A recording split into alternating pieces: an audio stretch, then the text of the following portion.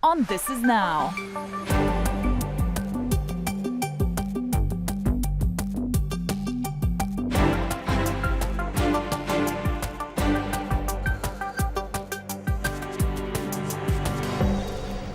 We want to begin with this video into our newsroom. You can check out our traffic cameras.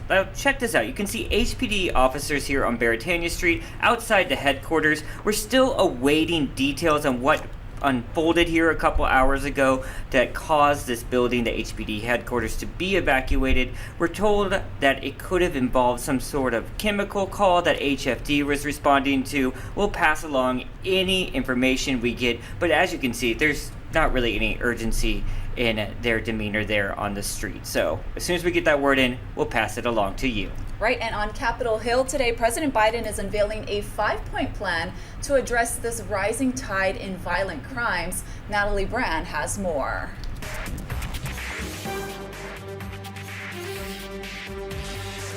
Across U.S. cities, big and small, there's rising concern over a spike in crime. We can't sit in our homes and watch TV without gun violence. The White House says homicides rose 30% last year, a trend the president called unacceptable. Crime is historically rises during the summer. And as we emerge from this pandemic, with the country opening back up again, the traditional summer spike may be more pronounced than it usually would be. The Biden administration is laying out a plan to take aim at gun violence, announcing a new DOJ zero-tolerance policy in which the ATF will revoke licenses of gun dealers if they willfully violate gun laws. We will hold gun dealers that break the rules accountable for their actions. The administration says the Treasury Department will also allow impacted communities to use funds from the recently passed American Rescue Plan to go towards law enforcement hiring, overtime, and prevention programs. And the plan includes expanding summer programming and employment opportunities for teenagers and young adults. We must get to the bottom of how these crimes are being committed. Mayor Daniela Levine Cava of Miami-Dade County was one of the city leaders invited to the White House Wednesday to discuss strategies for stopping the violence. Who knows the exact reasons, but we know that we can address it, and we must and we will. The spike in crime has also become a tense political issue as the debate over police reform continues on Capitol Hill and in communities nationwide. Natalie Brand, CBS News, the White House. Joining us now is Lynn Kawano to talk more about those HPD officers now charged in the death of Ira member SICAP. Lynn, what's going on in these HPD officers' case this week? So this week they have their initial appearance on the 25th. So they'll make an appearance. It'll be pretty quick though, and they'll set a preliminary hearing date.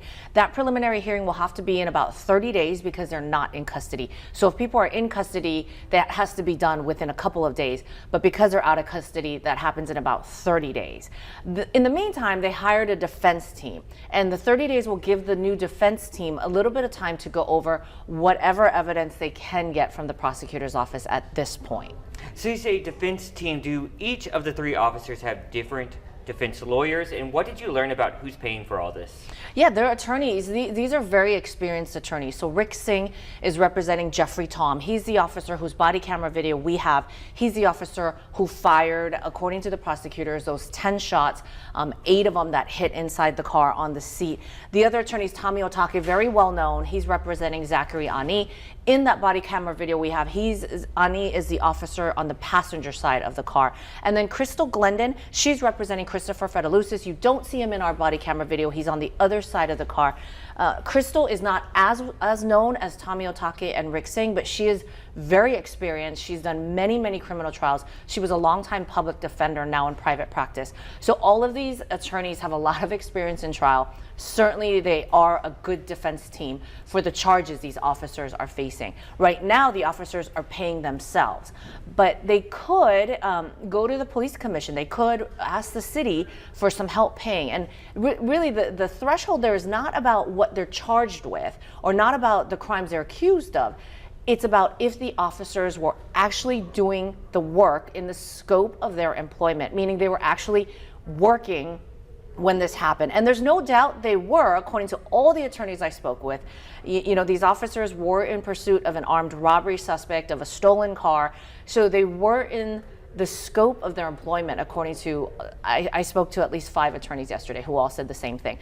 So that is possible that taxpayers could pay, but it's also possible that they don't want taxpayer money and they want to either pay on their own. There are also groups out there, mainland groups that back the blue, they call it, and they assist officers in cases like this. Often they can pay for the defense. This defense team has requested those grand jury transcripts. Go ahead and remind us about that aspect of the case. So the grand jury declined to indict the officers. So it's a good move. The defense attorneys want to know what was presented to the grand jury. It gives them an idea of why the grand jury thought there was not enough probable cause to move forward with charges. So this is something that we would expect the defense to do, especially a team as experienced as this. They put in requests yesterday to get some of the transcripts along with a body camera video, some of the police reports. At the preliminary hearing stage, though, the prosecution doesn't have to turn over all of this. The prosecution only has to turn it over if it moves forward and is heading toward trial. At the preliminary hearing phase, which we're at now, the prosecution doesn't have to turn over anything unless it's going to be presented at this preliminary hearing. They do have a chance to review it then, and that would help so that they could cross-examine, they could try and show that there's not enough probable cause. The grand jury transcripts, though, would be important in this case. All right, we'll look forward to that Friday morning coverage. We'll give you updates on Friday on This Is Now as well. Let's toss it back over to Ashley. Demonstrators will hit the streets in Honolulu today. They say they're demanding transparency, accountability, and justice for SICAP, Lindani Mieni, and all those killed by police violence. The march will start at the state capitol at 4. The group will stop at HPD headquarters for a brief demonstration, then head to Thomas Square for a rally. The group is asking Honolulu's leaders to demand independent investigations into all HPD officer-involved killings. They also want the Honolulu Police Commission to create a community advisory committee so the public has a voice in the police chief hiring process. So we just got new details into our newsroom about this. This morning around 8:30, a 911 call came in about an unresponsive surfer off Ala Moana in the surf break known as Rock Piles. Surfers helped bring the man closer to shore while attempting CPR. Ocean Safety and HFD also responded. Lifeguards brought the man to the sand where they continued CPR. EMS says they took over advanced life-saving treatment and transported the 58-year-old in critical condition to the emergency room. Back in D.C., Democrats say they'll continue the fight over voting rights after Senate Republicans blocked their sweeping reform bill. A move to begin debate on the so-called For the People Act failed last night in a 50-50 party line vote. 60 votes were needed. Here's Hawaii Senator Mazie Hirono. The best path forward is that if you don't have the Republicans and Democrats at least wanting to get on the page in terms of protecting people's rights to vote, which is where the Democrats are, and the Republicans want nothing to do with it, where is the compromise there? So I think as we go forward with this, as well as so many other key issues that the American people want us to tackle and get done, we are facing the need for filibuster reform and then to proceed with reconciliation as a way to get all of the other important things done, just as we had to do for the American Rescue Plan. The For the People Act would have expanded early voting and same-day voting registration, ended partisan gerrymandering, and increased federal funds for election security. But Republicans argued that the measure was too broad and would diminish the power that the states and local governments have. Here's Minority Leader Senator Mitch McConnell. I'm okay with the states sorting this sort of stuff out. You know, the most important election in the country is the presidential election. It's not decided in Congress, it's decided in the Electoral College. Those are state-by-state decisions.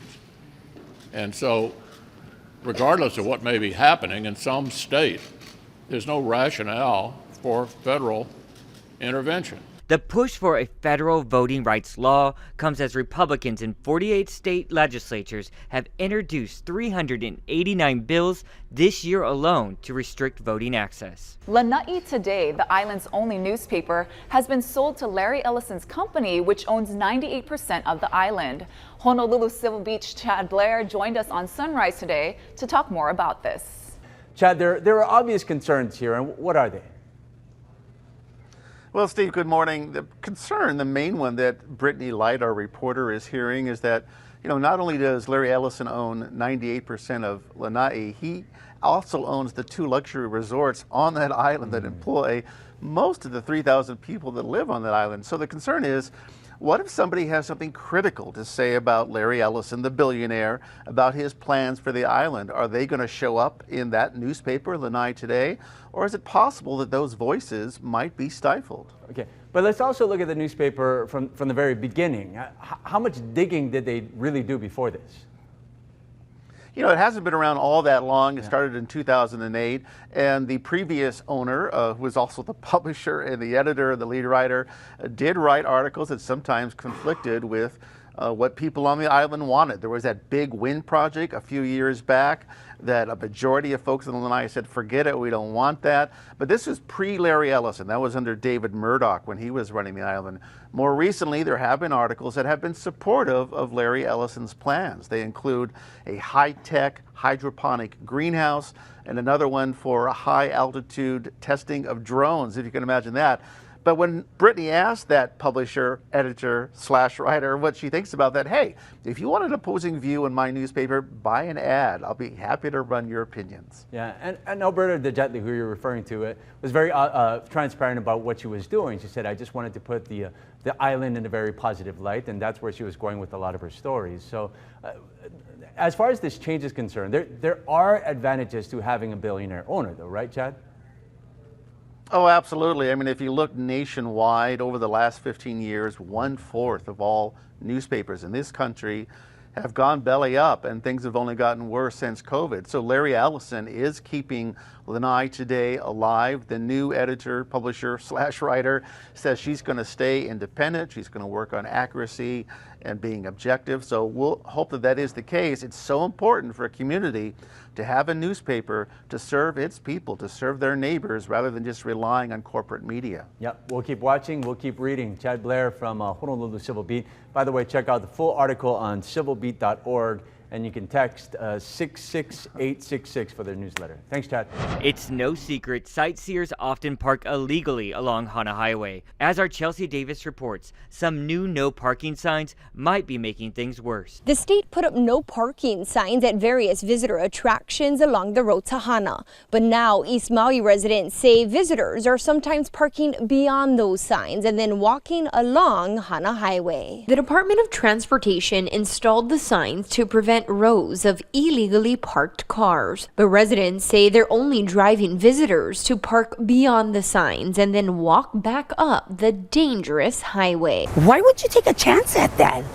Rainy, wet, slippery roads, people walking around, babies in their hands, just jumping out of the door. I mean, they're not even looking left or right. Ke'anai resident Wendy Miguel says there are apps, books, and various publications promoting hikes that require trespassing on private property. And she says the newly installed signs aren't working because there is no enforcement. Nobody is reinforcing anything on the law. So where is all the authority that's getting a paycheck? Where are they? I went to the mayor's office, I called him up, I went to the police department, I went to the state highway transportation, I went to the Maui police. It's like, is anybody hearing us? State Senator for the district, Linda Coit, agrees and says it's the county's job to cite illegally parked cars. The county should really be focusing on enforcing, they should concentrate on a budget that'll keep our police department or off-duty officers there. She also wants to partner with tow companies to remove cars along the highway. I think this could be worked within a company or maybe several companies that exist on Maui to have those service tow trucks available. Reporting in East Maui, Chelsea Davis, Hawaii News Now. Thank you, Chelsea. We have those coronavirus numbers in from the State Department of Health now. The state is reporting 42 new COVID infections and no new fatalities. The breakdown by island shows 11 cases on the Big Island, 1 on Kauai, 2 on Maui, 24 on Oahu, and 4 people diagnosed out of state. 1 of those cases is probable. All right, let's take you live outside to our tower camera downtown. I was still hot yesterday, I don't know about you, but it's still pretty warm out there. Let's see what the rest of the work week and a peek into your weekend looks like. Here's Guy Hockey.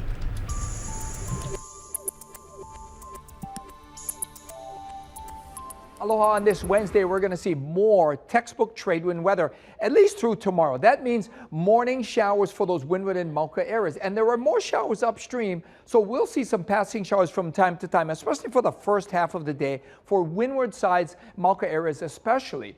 Now, trade winds are going to be running breezy, especially in Maui County. That's where it's windiest already. Of course, the exception being Kona. They'll have light variable winds there and hot, humid conditions there. The rest of us pretty comfortable, although with all the sunshine, high temperature still approaching 87, 88 degrees. It's going to be a warm one, make no mistake about that, but at least we'll have a trade wind breeze today and tomorrow. Surf's kind of not a whole lot. There's not a whole lot going on, mostly under 4 feet. Even 4 feet might be a little bit of an overestimation, a little bit optimistic outlook there. And we are expecting, though, minor pulses, more swells coming in to north and south shores over the next few days. So we've got trade winds today and tomorrow. We lose the trade winds Thursday night into Friday. It might be a little sticky on Friday, maybe even some pop-up showers late in the day. And then trade winds come back just in time for the weekend. Keep it here on Hawaii News Now. We'll have all your severe weather updates. All right, let's see what the internet's talking about. Britney Spears has asked a judge to end the court conservatorship that has controlled her life and finances for the last 13 years. Now, the pop star made the request in a Los Angeles court just a short time ago. She said she's told the world she's happy and okay about the arrangement, but says she's actually traumatized, not happy, and can't sleep. Spears says she does not want any further medical evaluation. The judge must now decide in the coming months whether Spears is competent enough to manage her own affairs. And we do have a live video feed from outside that LA courtroom. There was a sketch artist that just came out a few moments ago. Also, we lost that vantage point here, but sort of showing the sketches that they took inside. Those will be published. News Watcher. Again, this is a live video feed from outside that LA courtroom where Britney Spears did just speak. A lot of people weren't really sure if she would talk or not. This all comes after that huge documentary everyone's still talking about, all about the movement Free Britney. Yeah, and every time they have, a hearing about her case, it always draws fans. These are the Free Britney movement protesters outside the courtroom there. Yeah, and this is a pretty large crowd. I would say nearing 100 people just from what we can see here and when it was panning around a little bit earlier. More entertainment news now. Elton John has announced he's rescheduled dates for what is being billed as his farewell tour. No, it has been delayed due to the pandemic. The Farewell Yellow Brick Road tour will resume in Europe in September, then head to North America in January. It will continue all year with dates as far ahead as 2023. So that's a pretty long farewell tour. The legendary entertainer will end it all with a series of stadium performances around the world. At least that's what he says now. And he's performed here many times over the decades, so maybe we'll be a part of that farewell tour as well at the Blaisdell. If you shop a lot on Instagram is expanding its in-app shopping by offering users a more immersive experience. Now, the company is testing virtual try-ons using augmented reality. So you can get a feel for how products like makeup or shoes will look without leaving the comfort of the app. So Instagram is also adding visual searches. Just tap an image of, say, a dress you like, and you can see similar products. Eventually, Instagram wants people to be able to search using a photo from their own camera, and they are testing some of these features and probably going to start them later this year. I mean, I've used stuff like this for like Warby Parker. Is that the name of the site, right? The glasses. Yep. And you put your face in there and you see what the glasses look like. It was helpful, but I'd say it looks a little cartoony, at least a couple years back when I was trying that out. Yeah, we'll check it out. And now to Olympic news, we've got the athletes, the fans, and the Japanese public who are caught between concerns about the pandemic on one side, and then you have the politicians and the International Olympic Committee on the other side. So here's Sarah Harmon with more on that. A second member of Uganda's Olympic delegation has now tested positive for COVID-19 in Japan. This time, it was an athlete. This as protests continue in Japan against the Olympic Games, which are set to begin in just 30 days. Today, the Tokyo Olympics president, Seiko Hashimoto, unveiled new rules, including a ban on drinking alcohol, high-fiving, and loud shouting during the Games. Foreign spectators have already been banned from this year's Olympics, but currently some domestic fans will be allowed to attend, up to 10,000 per stadium at 50% capacity. That could still change. Japan just recently lifted a state of emergency, and only about 7% of the local population is fully vaccinated, leading to growing controversy about the upcoming games. Sarah Harmon, NBC News. And the official roster for the U.S. skateboarding team has been released, and two of the skaters are from Hawaii. They are Heimana Reynolds and Jordan Barrett. Now, Reynolds is a 2017 Mid-Pacific graduate, and Barrett is a Haleiwa native. Congrats to them. Yeah, very exciting.